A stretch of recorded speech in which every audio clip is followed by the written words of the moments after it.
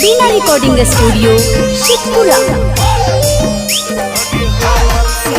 आगे हमर ससुर जी के चर गो बेटा बा, हमर ससुर जी के चर गो बेटा बा। चारों के अलगा करा दिलिए मैया गे, चारों के अलगा करा दिलिए मैया गे।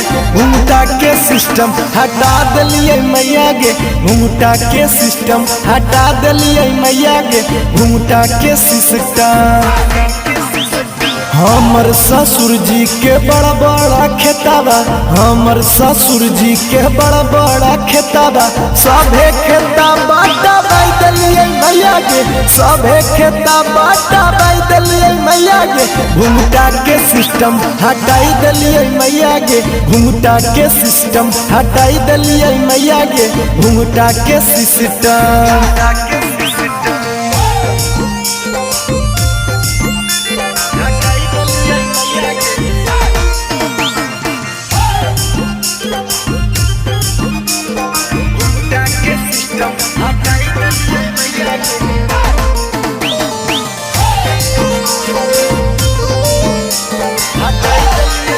आगे हमरो ससुइया के जरल जरल बोलिया, हमरो ससुइया के जरल जरल बोलिया। मुँह में ताला लगा दिलिए मैया गे, मुँह में ताला लगा दिलिए मैया गे। घूंघटा के सिस्टम हटा दिलिए मैया गे, घूंघटा के सिस्टम हटा दिलिए मैया गे। घूंघटा के सिस्टम आगे हमरो गोतनिया बड़ी झगड़हिया, हमरो गोतनिया बड़ी झगड़हिया।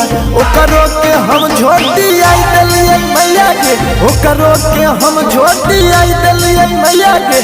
घूंघटा के सिस्टम हटाई दिलिए मैया गे, घूंघटा के सिस्टम हटाई दिलिए मैया गे। घूंघटा के सिस्टम